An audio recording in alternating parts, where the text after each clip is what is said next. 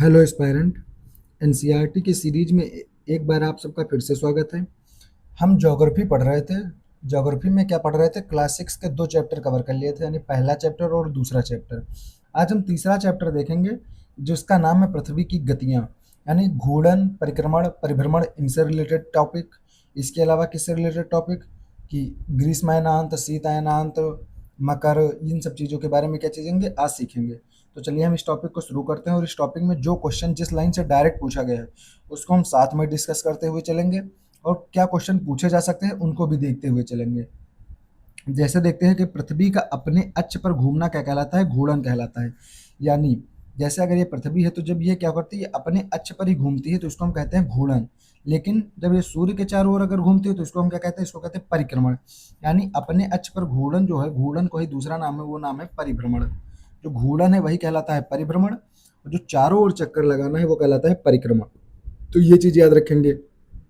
इसके अलावा क्या देखेंगे कि जो पृथ्वी का अक्ष है ये क्या है? एक काल्पनिक रेखा है जो इसके कक्षीय सतह से 66.5 डिग्री का क्या कोण बनाता है, और वह समतल जो कक्ष के द्वारा बनाया जाता है उसे कक्षीय समतल कहते हैं। देखिए यहाँ पे, यानी भैया ये हो गई पृथ्वी, ये क्या है? ये 23.5 डिग्री झुकी होगी, इसलिए ये 0 डिग्री की लाइन हो गई। फिर क्या कहता है? ये एक अक्ष हो गया, यानी उत्तरी ध्रुव और दक्षिणी ध्रुव को मिलाते हुए क्या बनाया गया? ये एक अक्ष जो पृथ्वी के बीचों बीच होता है। दूसरी चीज, इसी अक्ष के साथ में क्या होता है? अगर हम पृथ्वी को क्या करें, पृथ्वी पे एक 90 डिग्री का कोण निकालते हैं तो जो कोण बनता है वही क्या कहलाता है? कक्षीय समतल कहलाता है। यानी पृथ्वी को, जैसे ये भाई पृथ्वी है तो ये पृथ्वी है, तो ये 23.5 डिग्री झुकी हुई तो ये 0 डिग्री ऐसे होगी। लेकिन हम क्या करेंगे, हम एक लाइन ऐसे खींचेंगे एकदम सीधी, और इसके ऊपर एक लंब डालेंगे तो ये जो होगी ये लाइन ये कहलाएगी कक्षीय समतल। ये चीज हो गई। आगे कौन सी चीज इंपॉर्टेंट है? जो अगली इंपॉर्टेंट चीज है वो है प्रदीप्त वृत्त। यानी अगर पूछ ले प्रदीप्त वृत्त क्या होता है, तो भैया ग्लोब पर वह वृत्त होता है क्या जो दिन और रात को क्या करता है? विभाजित करता है। तो ये क्या करता है प्रदीप्त वृत्त? ये करता है दिन और रात को विभाजित। तो यानी कौन सी चीज यहाँ से याद रखेंगे कि प्रदीप्त वृत्त क्या है? ये है भैया ग्लोब पर वो एक वृत्त खींचा गया है जो दिन और रात को क्या करता है? विभाजित करता है। जैसे ये जो वृत्त खींचा गया है ये क्या है? ये है प्रदीप्त वृत्त। अब एक साइड दिन है एक साइड रात है, तो दिन और रात को कौन विभाजित करता है? प्रदीप्त वृत्त विभाजित करेगा। आगे क्या देखेंगे? जो घूर्णन होता है उसके कारण क्या होता है? पृथ्वी पर दिन एवं रात होते हैं। तो अभी मैंने घूर्णन क्या बताया? घूर्णन बताया था जब पृथ्वी अपने अक्ष पर घूमती है। यानी जब पृथ्वी अपने अक्ष पर घूमती है तो उसकी वजह से क्या होते हैं? दिन और रात होते हैं। तो दिन और रात किसकी वजह से होते हैं? पृथ्वी के सूर्य के चारों ओर चक्कर लगाने से नहीं, बल्कि अपने अक्ष के चारों ओर चक्कर लगाने से दिन और रात होते हैं। आगे बढ़ते हैं। फिर कहते हैं आर्यभट्ट ने क्या बताया? आर्यभट्ट ने बताया कि जो पृथ्वी है वो गोल है और अपने अक्ष पर क्या करती है? घूमती है। ये किसने बताया? आर्यभट्ट ने बताया। आगे क्या देखते हैं? अगर पृथ्वी घूर्णन नहीं करे, यानी अगर पृथ्वी घूर्णन करना बंद कर दे तो क्या होगा? तो जो परिणाम होंगे उसकी चर्चा करेंगे हम, क्योंकि यहाँ से क्वेश्चन आपसे कथन और कारण का पूछा जा सकता है। कथन एक तरफ होगा, दूसरी तरफ कारण होगा, और उसके क्या करेगा? पूछेगा इसमें व्याख्या करता है, एक सही है दूसरा गलत है, ऐसे क्वेश्चन। तो क्या कहेगा? अगर पृथ्वी घूर्णन ना करे तो क्या होगा? तो होगा भैया सूर्य के तरफ जो भाग होगा उस पर हमेशा दिन बना रहेगा, और जो उसके अपोजिट भाग होगा वो क्या होगा? उस पर लगातार क्या होगी? अंधेरा बना रहेगा। तो जिस भाग पे दिन होगा वहां पे गर्मी भी सबसे ज्यादा पड़ेगी, और जिस भाग पे अंधेरा होगा वहां सबसे ज्यादा क्या होगी? ठंडी होगी। इस तरह से क्या होगा? पृथ्वी पर जो है जीवन है वो संभव नहीं हो पाएगा। आगे क्या है कि जो पृथ्वी की दूसरी गति है, यानी सूर्य के चारों ओर की जो गति है जिसे परिक्रमण कहते हैं, वो क्या है? वो 1 वर्ष या 365 दिन में पूरी होती है। ये याद रखेंगे। अब सबसे इंपॉर्टेंट चीज हम कवर करने जा रहे हैं इस टॉपिक की, वो है ये डायग्राम। इस डायग्राम को आपको क्या करना है? इस डायग्राम को सेम बिल्कुल इसी तरह से अपने एक पेपर पे बनाना है, A4 साइज पेपर पे, और अपनी टेबल के आगे जहाँ पे आप पढ़ रहे हैं वहां पे चिपका देना। मैं आपको दिखाऊंगा इस टेबल से ये जो डायग्राम बना है, यहाँ से चाहे यूपीएससी हो, यूपीपीसीएस हो, यहाँ पे इतने क्वेश्चन पूछे गए हैं। क्वेश्चन पूछे जाने का आधार मात्र ये डायग्राम। अब क्वेश्चन क्या पूछे गए हैं उससे पहले हम एक चीज डिस्कस कर लेते हैं कि डायग्राम में है क्या। एक तरफ सूर्य दिखाया गया है, दूसरी तरफ पृथ्वी की स्थितियां हैं, यानी पृथ्वी अगर यहाँ पर है तो किस स्थिति में, यहाँ पर है तो किस स्थिति में। यानी ये सूर्य और पृथ्वी के चारों ओर क्या है? ये चक्कर लगा रही है। ठीक है, तो पृथ्वी क्या है? सूर्य के चारों ओर चक्कर लगा रही। तो जब पृथ्वी चक्कर लगाते लगाते इस बिंदु पर आती है, यानी कहाँ पे आती है? जब आती है जून के समय में, जून के समय में यानी गर्मी में, तो क्या होता है यहाँ पे? क्या होता है कि जो भैया पृथ्वी का ये हो गया उत्तरी ध्रुव, तो पृथ्वी के उत्तरी ध्रुव पे, उत्तरी ध्रुव और दक्षिणी ध्रुव ये 2 ध्रुव हो गए। तो जो पृथ्वी का क्या है? उत्तरी गोलार्ध, यहाँ पर क्या होता है? सूर्य की किरणें सीधे पड़ती हैं। तो जहाँ पे सूर्य की किरणें सीधे पड़ेंगी वहाँ क्या होगा? गर्म होगा। यानी 21 जून के समय की बात करें तो उत्तरी गोलार्ध में ग्रीष्म ऋतु होगी, और अगर दक्षिणी गोलार्ध के बाद, ये दक्षिणी गोलार्ध हो गया, तो जो दक्षिणी गोलार्ध यहाँ पे सीधी नहीं पड़ेंगी, यहाँ टेढ़ी पड़ेंगी। तो जहाँ तिरछी किरणें पड़ती है वहाँ पे क्या होता है? वहाँ पे होती है शीत ऋतु। इसी तरह से पृथ्वी आगे चक्कर लगाते हुए कहाँ पहुँचती है? 23 सितंबर को क्या होता है, शरद ऋतु होती है। अब इसी के समय विषु भी होता है। इस समय क्या होता है, इस समय क्या होता है, अगर 23 सितंबर की बात करें तो 23 सितंबर को क्या होता है, जो किरणें हैं वो एकदम सीधी पड़ती हैं। कहाँ पर पड़ती हैं एकदम सीधी, विषुवत वृत्त पर क्या पड़ेंगी, एकदम सीधी पड़ेंगी, याद रखेंगे। इसको कहते हैं विषु कहते हैं। इसी तरह के सेम घटना कब होती, इसी तरह की सेम घटना होती है 21 मार्च को।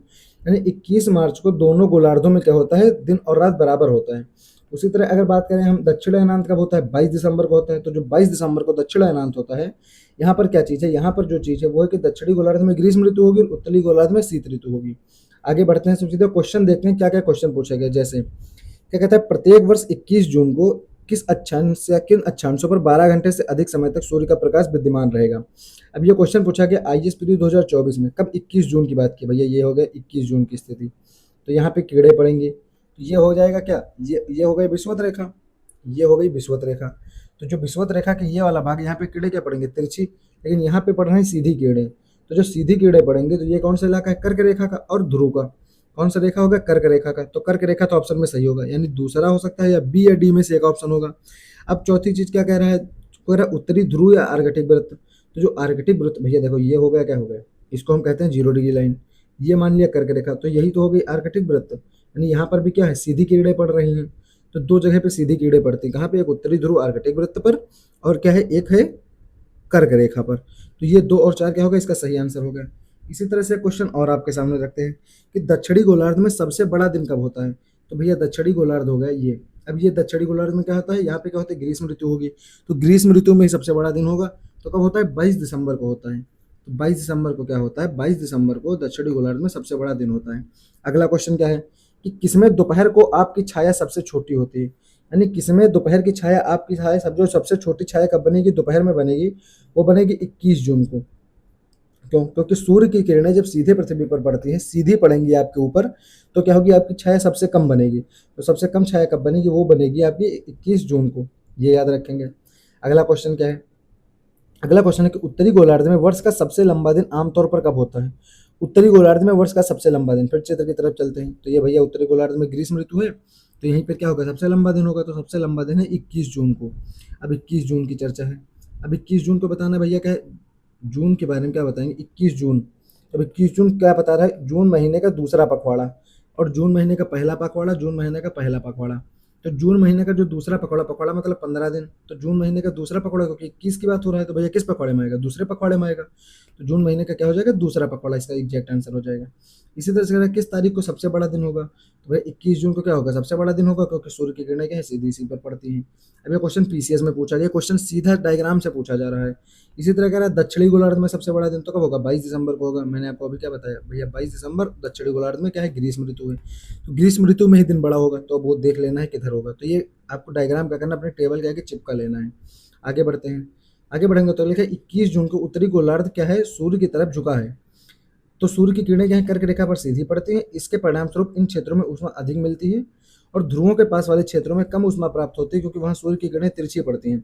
फिर क्या कह रहा है, उत्तर ध्रुव जो है सूर्य की तरफ झुका है, तथा उत्तरी ध्रुव रेखा के बाद वाले भागों पर लगभग 6 महीने का लगभग दिन होता है।